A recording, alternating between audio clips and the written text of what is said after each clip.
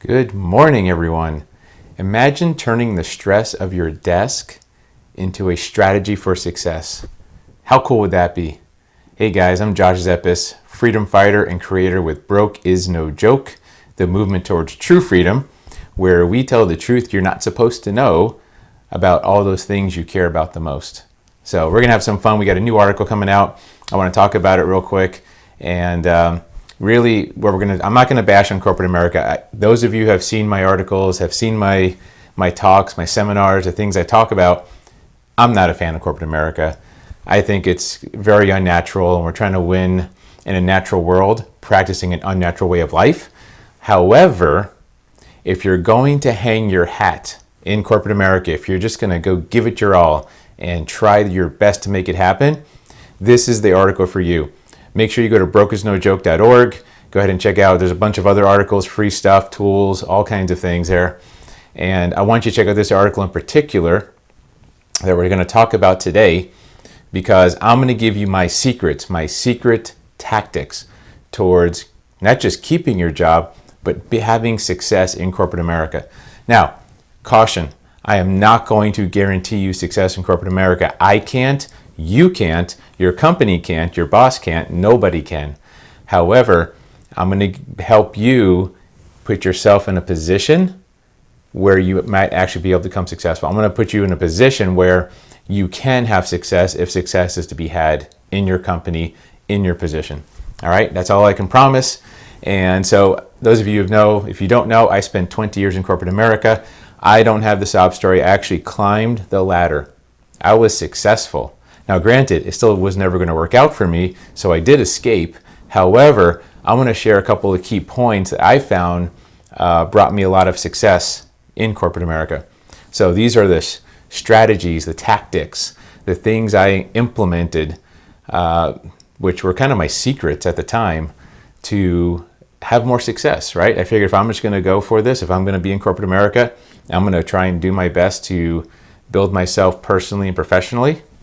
Might as well give it my all, right? So let's talk about this. So we're gonna put on our little Rambo hat, right? We're gonna get ready. We're gonna get down into the trenches. We're gonna go ahead and let's go to the tactics. Let's go to the strategy and the tactics. This is war, guys. We're going to war against corporate America, and we're gonna win no matter what. Let's have that attitude, okay? All right. I might have to take this silly thing off. I'm just kidding with you guys. All right. First thing, I want you to have a personal MSOE. Now, those in corporate America know what MSOE is. If you don't know what that is, it's minimum standard of excellence. How are you going to act in corporate America? Look, you probably know this already, but in the cubicle walls in corporate America, we're not, there's not a very high level of accountability. There's not always standards either.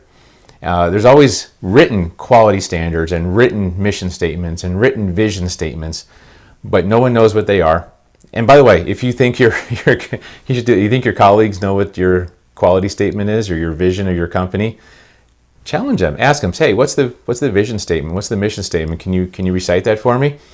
No one's going to be able to do it. Maybe not even a top VP or a CEO. So just be careful. Don't lose your job over this, but it's to prove a point that what is going to be your personal minimum standard of excellence? Because no matter what, that's something that no one can take away from you. Maybe it's getting to work a little bit early. Maybe it's being there at 9:30, answering all your emails by then. Maybe it's maybe you're going to be the coffee person. You're going to make sure there's fresh, hot coffee every morning, and that's just your minimum standard of excellence. It's something you promise yourself. It's a promise that you keep to yourself, not for anyone else.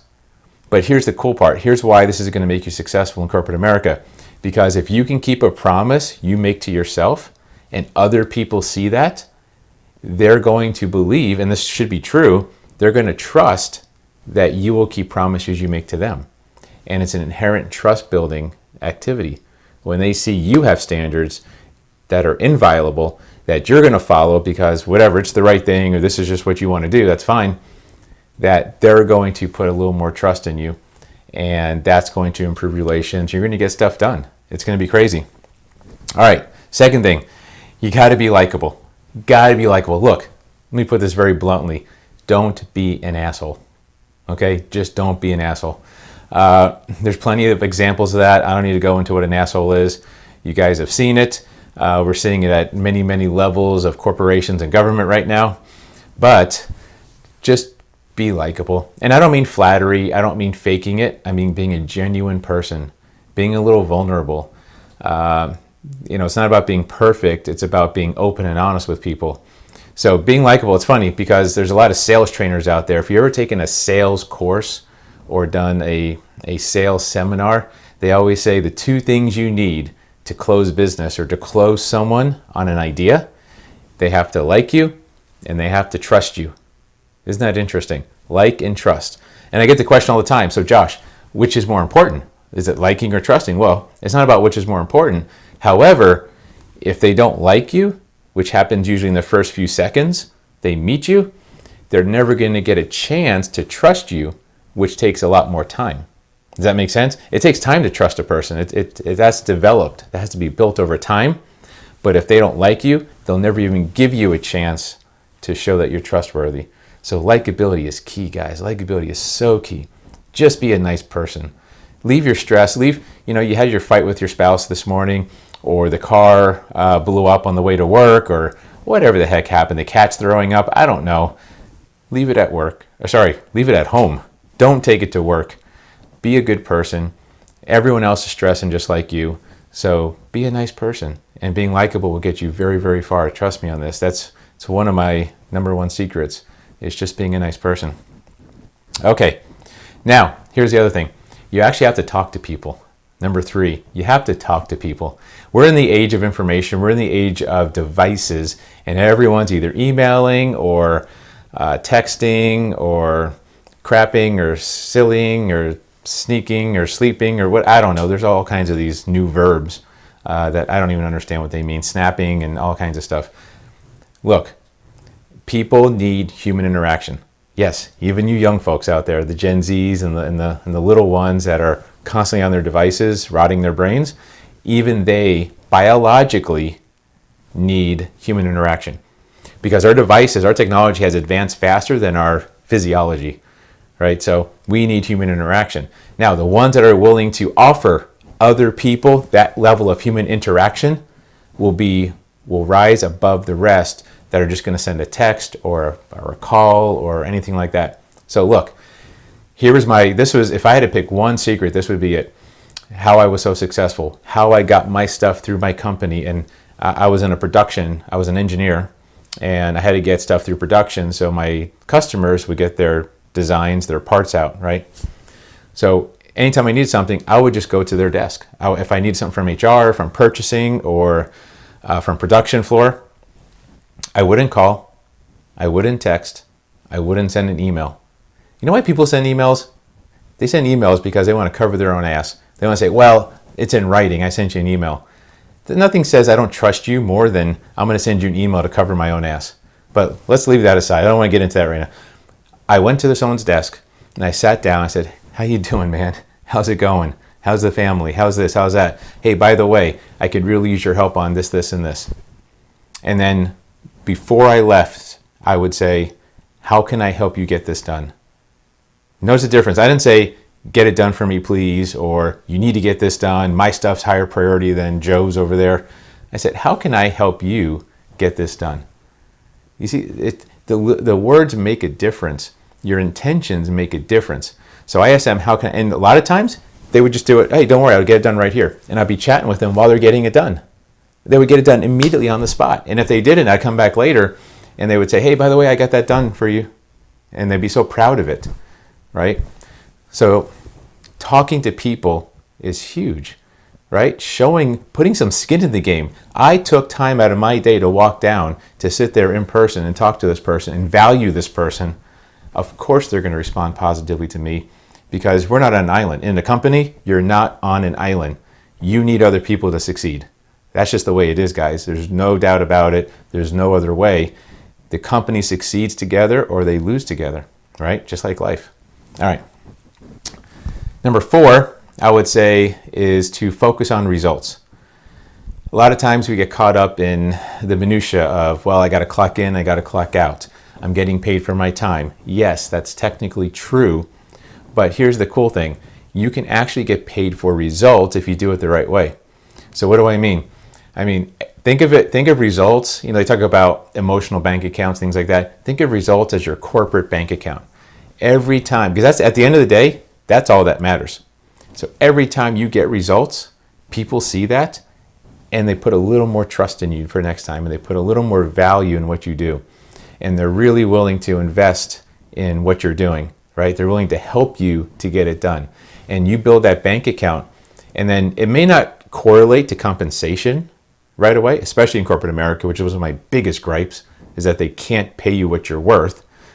But that aside, as you build up this corporate bank account because you're getting results, suddenly when you show up late one day because a tire blew out, or you need some time off, or you do make a small mistake, an honest mistake, you'll find there's a lot of forgiveness. Then you can take a withdrawal against that bank account that you've been filling up, and suddenly you still have a job, and people respect that more because they see you're human, and they know you make mistakes, and that's okay, and they're willing to work through it and actually help you out.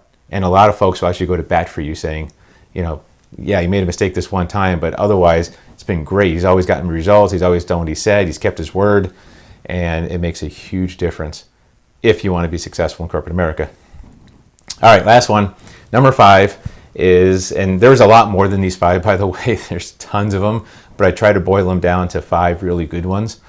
So number 5, and this was my secret. When I implemented this one, I'm about to tell you, everything in my corporate America career changed. So number 5 is stop trying to keep your job. I know that sounds completely counterintuitive. That sounds like, what are you talking about, Josh? Stop trying. The whole thing you're talking about here is trying to keep your job, right? Survival tactics in corporate America, success tactics. Yes. But when you tried, let's get some stuff out of the way here. First of all, it's not your job. Please understand that. You don't own it. It's not yours. It's your employer's job. By the way, it's not your company either. It's your employer. Unless you own the company, it's not your company.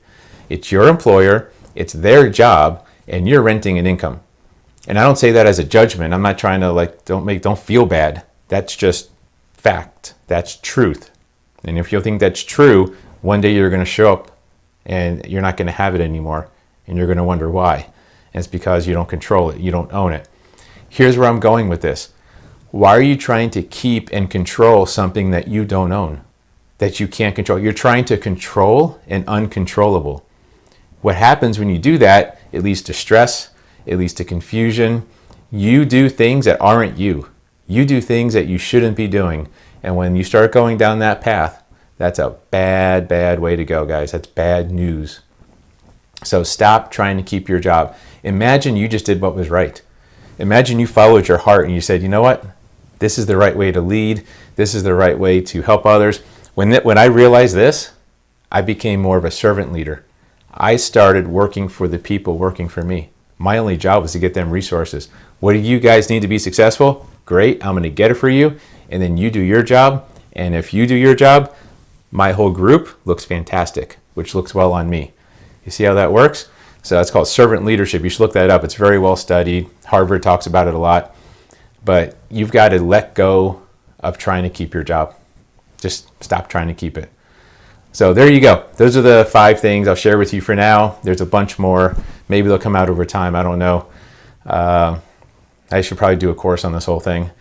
But look, if you're going to hang your hat in corporate America, if you're counting on these cubicle walls to deliver for you, go for it. It might work out, right? There's no guarantee it won't, just like there's no guarantee it will. But I challenge you, pick one of these tactics, one of these pieces of your strategy, and focus on it. Pick the one that maybe you need the most work on and get to work on it. Make stuff happen. Make your job better. If nothing else, if you can make your workplace environment better, you can make the lives of others better in your company, it might actually show up at home in terms of paycheck, in terms of lower stress, and in terms of a little bit of fulfillment, right? Knowing you're doing the right thing. So hopefully this is impactful. By the way, if you do want to get out, if you're like, Josh, this is great, I love it, I just need to get the frick out of my job anyways, go ahead and check out ratraceescape.org. I'm doing a live international talk here in a few weeks. It's going into a program called Escaping the Rat Race. And so anytime you watch this video, maybe you're watching this a few years from now, it's okay.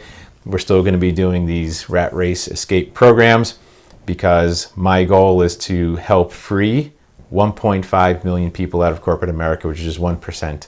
And if I do that and help them double their income doing what they love, we're going to quadruple the GDP of the United States. Yeah.